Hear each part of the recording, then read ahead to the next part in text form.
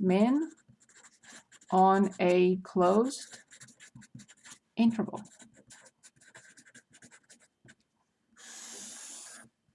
Okay. On page, you can choose, feel free to choose if you'd like, on page 241. Any problem you want to look at from 7 to 38. If you don't choose in the next 15 seconds, I will. 32. 32. Thank you. I didn't mean to scare you, but I don't want to spend time on smiling. Okay, so we are given the interval. So 32 is x plus 3 raised to power 2/3 minus 5. Here we are asked to study this function on a closed interval, and the interval is given to us. So everything I'm going to do, we are focusing on max-min. We're not asked to graph. So in other words, if you want to find a second derivative to check your max-min, you can, but there is no need for this problem. So we are only going to look at f prime, and of course f of x, on the interval -4, 5. There is no need for the second derivative unless you want to check certain things. It's up to you. But at this point, there is no need. Okay, so first I'm going to determine, I don't need to find the x and y intercepts, nothing. We're only focusing on max-min. So I'm going to find the first derivative. I bring down 2/3. I subtract 1 from the power. 2/3 minus 1 is -1/3. When I differentiate 5, I get 0, or -5, I get 0.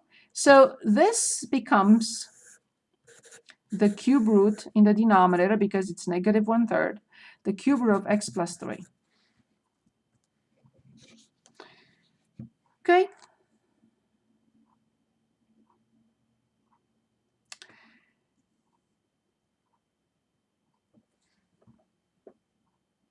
The only problem we have here, when it comes to critical numbers, the function does not have critical numbers coming from f prime being 0.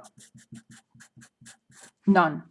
F prime is never 0. A fraction is 0 when the top is 0, but the top cannot be 0. But in this case, we have f prime of x can be undefined. Under the cube root, we know we can have anything. Everything is acceptable under a cube root or any odd root. However, this cube root is in the denominator. So we cannot have, in this particular situation, we cannot have 0. We can have positive or negative. So then the only concern I have is this, which makes x equals -3 a critical number, because the function is defined at -3. When I plug in -3, -3 plus 3 is 0, so the answer is -5. So this number could be a max-min, local max-min. It could be also absolute, but it's in the middle of the interval, so it could also be a local. The endpoints can never be local. They can only be absolute, but in the middle can be local as well. Okay, so that's our critical number, the only critical number the function has. And now I have to study the sign of the derivative. Before, also, I need to find, I can study the sign and then find those values, doesn't matter. Let's study the sign. To the left-hand side of -3, for example, -4, this entire expression is negative. To the right-hand side, for example, 0, this entire expression is positive. At this point, we will plug in -4. So -4 plus 3, we can put this, because I have to find with 5 as well. We can do it by hand. It's up to you. Let me show you by hand, because I think we can do that. So I have to determine f of -4 and f of 5. So f of -4, I have -4 plus 3, which is -1, raised to 2/3, and -5. So this is the cube root of -1 squared. Be very careful with these signs. -1 squared, which is 1, minus 5. The cube root of 1 is 1. 1 minus 5 is -4. You can plug in the function and determine with the calculator as well. Okay, the other one with 5, f of 5. I have 5 plus 3, which is 8. 8 raised to 2/3 minus 5. But this is the cube root of 8 squared, which is 64, and minus 5. But the cube of 64 is 4, and minus 5 is -1. Now again, the moment of truth. These two have to work well together. If they don't, then I have an error somewhere. From -4 to -5, yes, that's supported, correct. From -5 to -1, yes, that's correct. So, -4, I'm not graphing the function, I'm just plotting the y value so I can explain. This point is here at -4, but this point goes lower to -5, and this point goes the highest to -1. So obviously this point, -5, -1, is an absolute max. This one is not only a local minimum, but also the absolute minimum. -3, -5, absolute and local min. And -4, -4, nothing. This point is nothing. It cannot be local because it's at the end point of the interval, and it cannot be absolute max or absolute min because there are others higher and lower than it. So this becomes absolute and local minimum, -3, -5. This is nothing, no point of extrema. We call it point of extrema. And this 5, -1 is the absolute maximum, not local maximum, because it's at the end point of the interval. This is the way we find max min, especially absolute max min on a closed interval. Any questions, or if you'd like to choose another? How do you know if a rational function is undefined? How do I know whether? Undefined.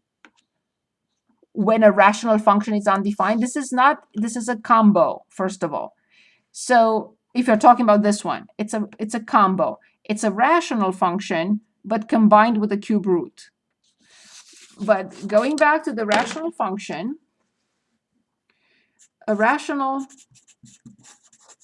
you're asking about rational functions, correct? Yeah. Okay, a rational function is a ratio, in general, ratio of two polynomials. So q of x can never be 0, because we know that division by 0 is undefined. This function is a combo, is 2 divided by 3 times the cube root of x plus 3. So the only concern I have, not 2 or 3, the numerator never bothers me. Whatever it is, it is. It never creates any situation. 3 is a number. It's not 0. So this quantity cannot be 0, because division by 0 is undefined. But if it's just a rational function, like we did here, this is a pure rational function, not combined with anything else. A polynomial divided by a polynomial. The polynomial in the denominator cannot be 0. And we only had x. So that's why the only undefined situation was x equals 0. Did I answer your question? Is that okay? Yes, thank you. Thank you. Good. Other questions? You want to choose something else? Do we understand how we study a function on a closed interval, mainly max min? Because I would like to look at some word problems and other general applications.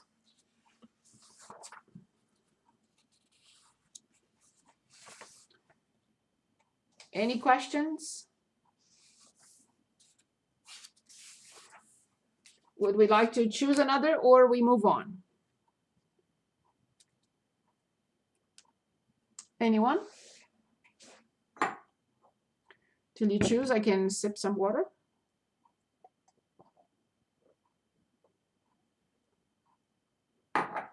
Did we get the picture? Or we want to look at another problem?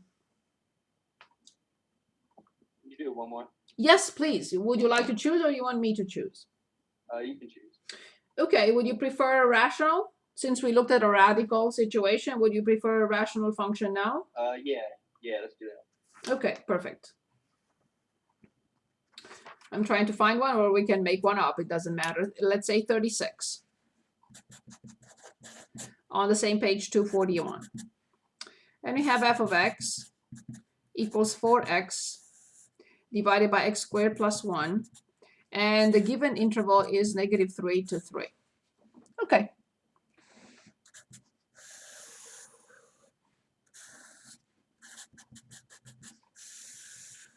The question is the same, meaning find max min, absolute max, absolute min of this function on the given interval. So we have to restrict everything to -3, 3. Okay, so we go ahead and find the derivative. So f prime. This 4 is a factor. It can wait patiently.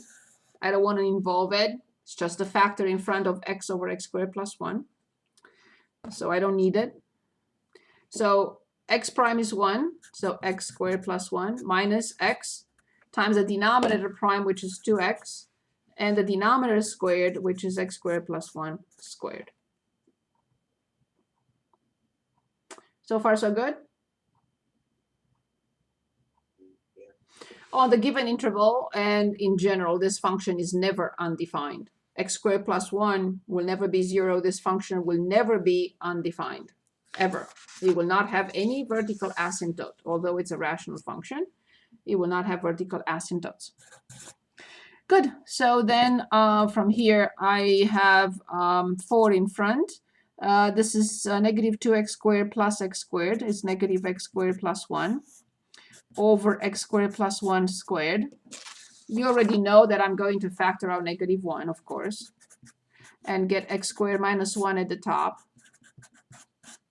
And of course, you already know that I'm going to factor the top.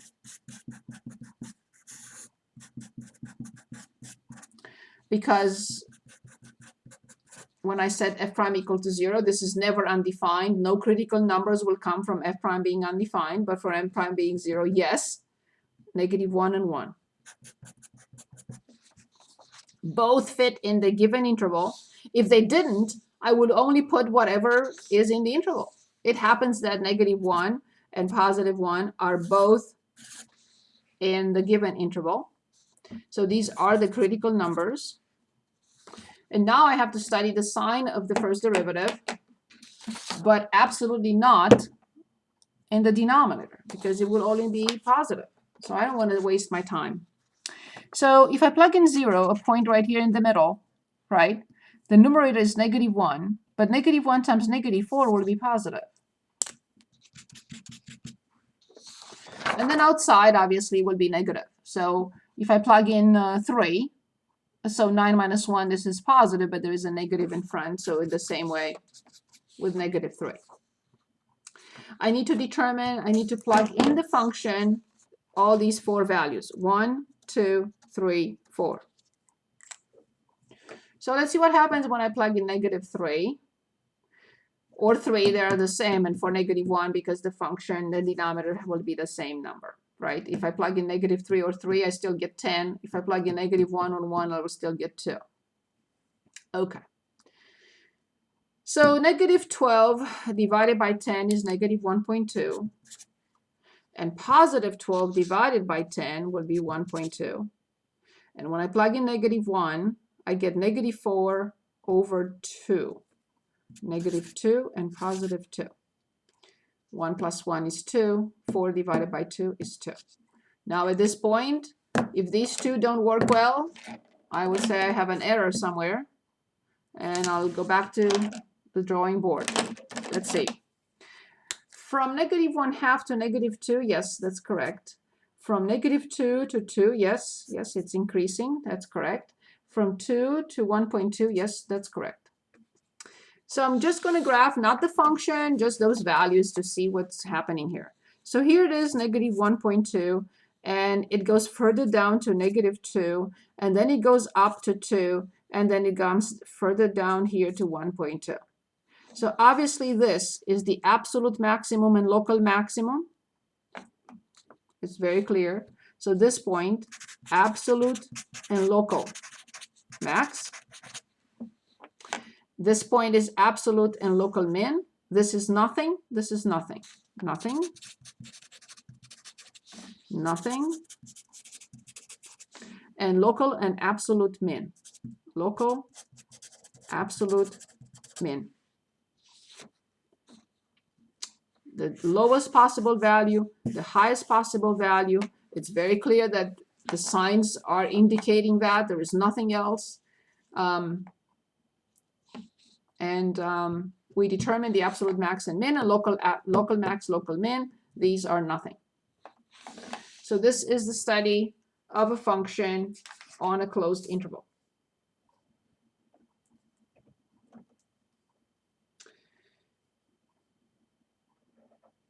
Okay.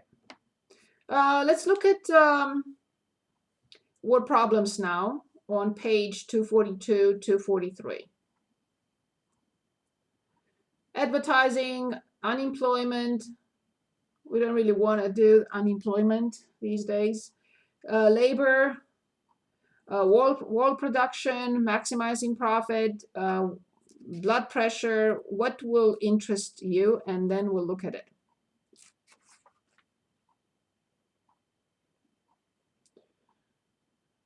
If nothing, then I will choose.